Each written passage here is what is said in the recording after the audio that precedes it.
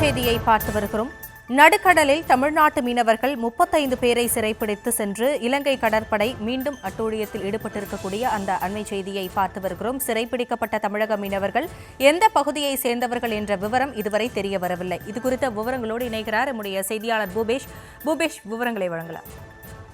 வணக்கம். தமிழகம், காரைக்கால் உள்ளிட்ட பகுதிகளில் இருந்து மீன்பிடி அனுமதி சீட்டை பெற்றுக்கொண்டு தங்களுடைய வாழ்வாதாரத்திற்காக கடலுக்கு மீன்பிடிக்க செல்லக்கூடிய மீனவர்களை தொடர்ந்து அச்சுறுத்துவதும் கைது செய்வதும் அவர்களுடைய படகுகளை உடைமையாக்குவதும் அந்த இலங்கை கடற்படையினுடைய அட்டுழியமாக தொடர்ந்து இருந்து வருகிறது.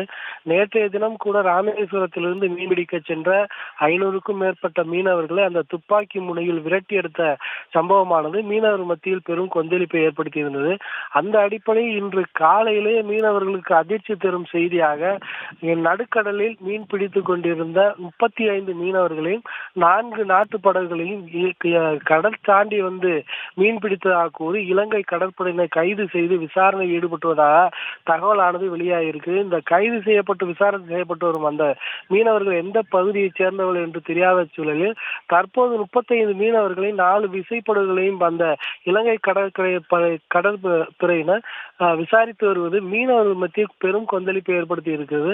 மீனவர்களே நீண்ட நாள் பிரச்சனையாக இருக்கக்கூடிய இந்த விவகாரத்தில் மத்திய மாநில அரசுகள் தலையிட்டு உரிய நிரந்தர தீர்வு காணப்பட வேண்டும் என்பது இந்த மீனவர்களுடைய பிரதான கோரிக்கையாக உள்ளது.